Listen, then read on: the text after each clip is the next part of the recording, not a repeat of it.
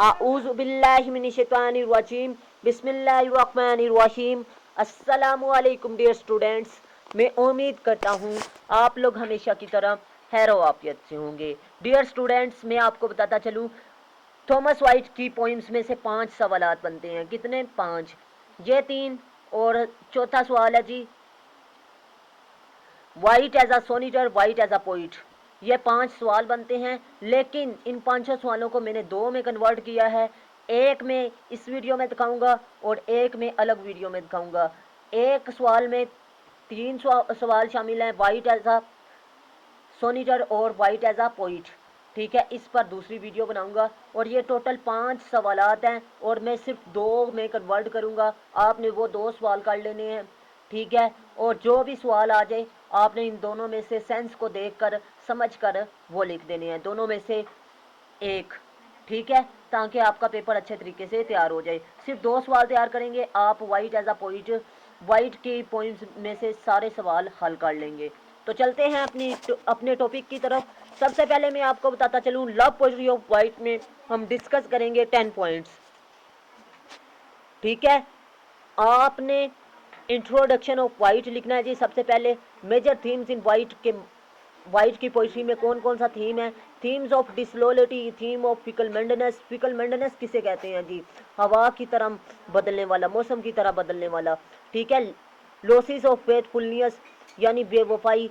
ठीक है, negative side of love, के प्यार की नेगेटिव साइड को बयान करता है जी। Happiness and joys never appear in love, हाँ जी, कि खुशियाँ उसके प्यार में बिल्कुल भी जाहिर नहीं होती। ह्यूमन डिज़ायर इसकी पोइट्री में मेन थीम पाया जाता है। थीम ऑफ स्केप्टिसिज्म पाया जाता है जी, यानी शक का थीम पाया जाता है। कंक्लूजन पाया जाता है। ये सारे कंक्लूजन पाया नहीं जाता, कंक्लूजन आपने आखिर पर लिख देना है। ये 10 पॉइंट्स थे, आपने 10 पॉइंट्स लिखने हैं। लेकिन ये याद रखिएगा, इन 10 पॉइंट्स में से जो सवाल पूछ रहा है उसके रेलिवेंट इन 10 पॉइंट्स में से आपने लिखने हैं। इंट्रोडक्शन और वो पॉइंट आपने जो सवाल में पूछ रहा है उनको लाजमी बयान करना है और कंक्लूजन लाजमी लिखना है। ये ज़रूरी नहीं इन 10 पॉइंट्स को आप लिखें। और मैं ये वीडियो किसकी सूरत में दिखाऊंगा आपको? पैराग्राफ की सूरत में, लेकिन आपने एक पेज में सिर्फ एक पैराग्राफ लिखना है। ठीक है, आपकी आसानी के लिए मैं कर रहा हूँ। ठीक है, आपने स्क्रीन को जूम कर लेना है ताकि आपको स्क्रीन अच्छे तरीके से नज़र आ सके।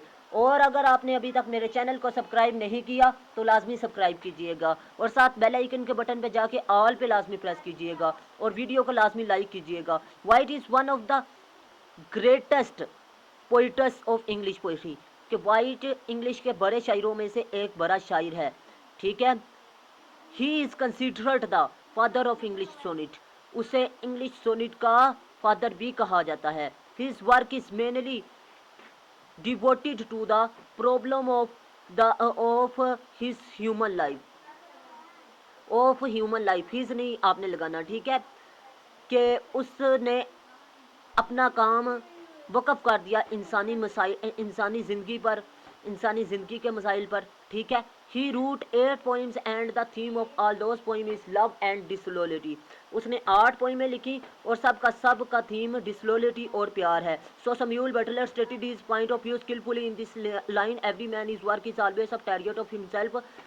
कि सैमुअल बटलर इस टॉपिक के बारे में कहता है कि हर इंसान का जौन सा काम होता है वो उसके करदार की अक्कासी करता है जी। नेक्स्ट है, आपने लिखना है, Wyatt has discussed a variety of themes in his poetry such as disloyalty, fickle mindedness, flatteries, losses of faithfulness.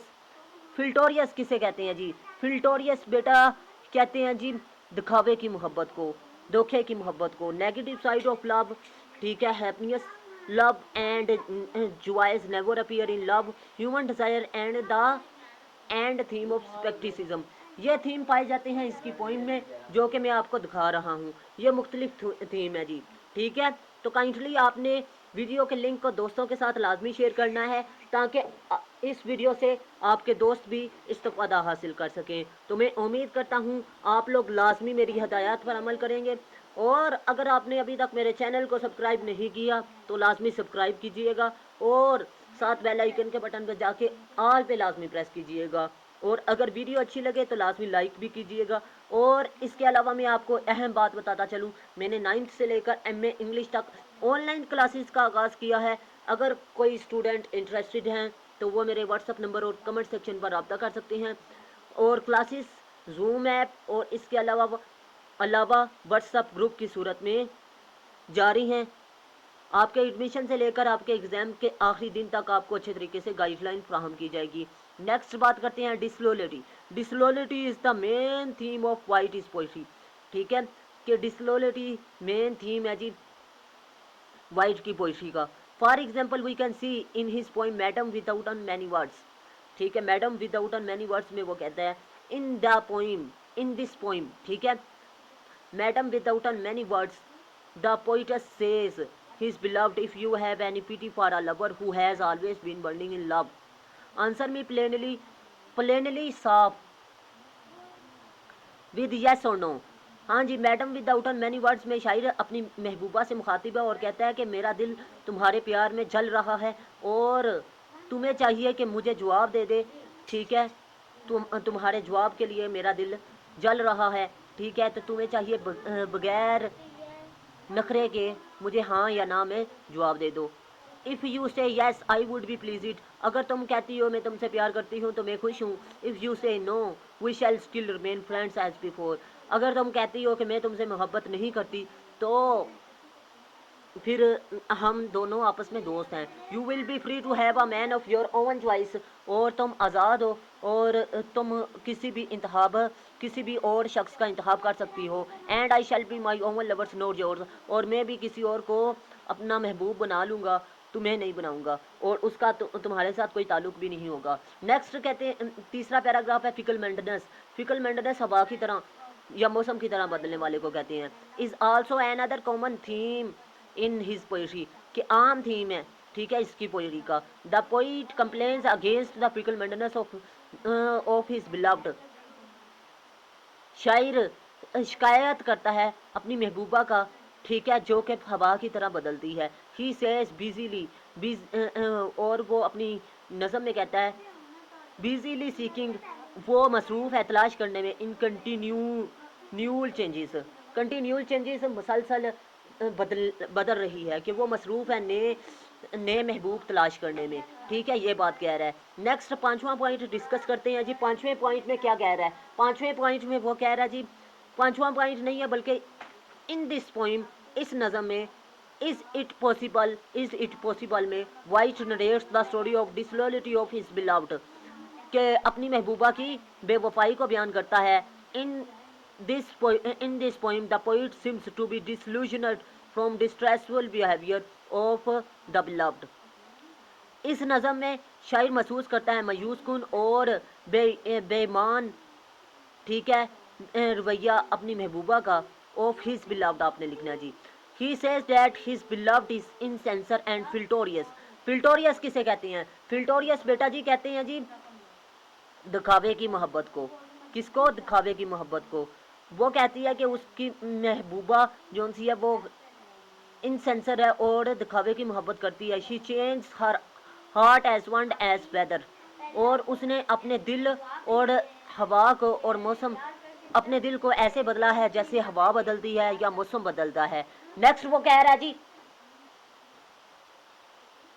he says his beloved does change the nature of day and turns around like the grain of vertical, और वो कहते हैं कि उसकी महबूबा इस तरह बदली है जिस तरह लूडो का दाना बदलता है। In the end of the poem the poet says that we can ready to believe that everything is possible in this world, के इस दुनिया में हर चीज़ मुमकिन है। ठीक है, नेक्स्ट कह रहा है जी पाँचवें पॉइंट में, इन this poem he describe the losses of faithfulness of his beloved, और इसके अलावा वो अपनी महबूबा की फेथफुल जोन सी खो जाने वाली मोहब्बत है उसको बयान करता है। According to Wyatt love is the name of wasting of time, के शायर कहता है कि प्यार जो सा ये वेस्टिंग ऑफ टाइम का नाम है। ठीक है, ही सेज दैट, वो कहता है वो should not love with any human in the world, हमें किसी भी इंसान से मोहब्बत नहीं करनी चाहिए इस दुनिया में। He says that we should not love. Next कह रहा है जी, he says that love is main source of grief, कि प्यार जो है ये मेन सोर्स है ग्रीफ का। So one famous writer states his point of view skilfully in this lines. इसीलिए एक राइटर बड़े ही पुरकशिश अंदाज में कहता है, love is medicine for any kind of want, कि प्यार जो है वो हर जख्म की दुआ है। But there is no medicine for a want given by love, और अगर प्यार से कोई जख्म मिले तो उसकी कोई दुआ नहीं है। ये कह रहा है जी। नेक्स्ट बात करते हैं जी। अगर आपने अभी तक मेरे चैनल को सब्सक्राइब नहीं किया तो लाजमी सब्सक्राइब कीजिएगा जी। नेक्स्ट छठा पॉइंट है, Wyatt writes about only the negative and sad side of love, कि वाइट किसके बारे में लिखता है जी, नेगेटिव और सैड साइड ऑफ लव की तरफ लिखता है जी। ठीक है। In his poetry love always comes to him in the guise यानी गम ऑफ सफरिंग्स, जिसका जो बर्दाश्त करना पड़ते हैं, and a matter of hardships, और मैटर ऑफ हार्डशिप को। इन his poem he says that I let a life unpleasant nothing glad cry and complain offer words joyfulness. ठीक है, यही बात कह रहा है कि इंसान के ज़िंदगी जो सी है ये अनप्लीजेंट हो जाती है, खुशियाँ ख़त्म हो जाती हैं, और महबूब जो है वो चीखता है। ठीक है, यानी महबूब जो प्यार करता है वो चीखता है क्योंकि उसकी खुशियाँ ख़त्म हो जाती हैं। ये कह रहा है, happiness and Joy never appears in his poetry, happiness और नेवर और जो सी जॉयज़ हैं, खुशियाँ हैं, वो इसकी पोइट्री में नहीं है। In one of his most famous poem they flee from me he laments on the, अफसोस करता है, लिमिट्स अफसोस करता है, on the loss of happiness in this world, इन अल्फाज में। They flee from me that something did me seek, वो मुझे तलाश करती है। विद निकेड फुट, नंगे पाँव, स्टॉकिंग चलती है। विद माई चैम्बर, मेरे कमरे की तरफ। Once have I seen them gentle शरीफ टेम फालतू and meek that they are wild do not core once remember, मतलब ये कि मैं उसे एक पालतू उसको कभी भी नहीं भूल सकता। मतलब इसमें शायर कहता है कि एक दफ़ा मेरी महबूबा मेरे कमरे में आई और मुझे उसने प्यार के मुख्तलिफ अंदाज से लुत्फ़अंदोज़ करवाया। नेक्स्ट वो कह रहा है, in this poem the poet describe the loss of happiness of his beloved. ठीक है, अपनी महबूब की खोने की जो सी खुशियाँ हैं उसको बयान करता है जी। इन दिस पोइम, इस नज़म में, he describe the disloyalty of his beloved, अपनी महबूबा की बेवफाई को बयान करता है। His beloved is not sincere with the poet and she does not love him, और उससे मोहब्बत नहीं करती और उससे ईमानदार नहीं है। Now she has gone astray, और अब वो गुमराह हो चुकी है। And has been caring for her beloved since then, और वो नए महबूब तलाश कर रही है। शी एस्केप्स, वो भाग गई है, फ्रॉम द पोइट शायर से, and tries to run away from him, और वो भागने की कोशिश कर रही है। Third once she was gentle tame meek and now the time has been changed. एक बार तो वो बहुत ही फालतू और बहुत ही पुरकशिश अंदाज में शायर को खुश करके गई, लेकिन अब वो बदल चुकी है, अब वो वक्त बदल चुका है। ये इस पोइम में कह रहा है। तो काइंडली ये कंटेक्स्ट है।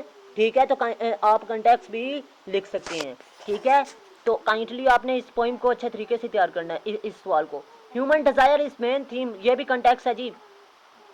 इन स्टैंड हु सो लीस्ट, ठीक है, Wyatt says that this high ranks only look beautiful and attractive from afar, while if you ask the people who hold them you do not know that are in living a disciple and painful life।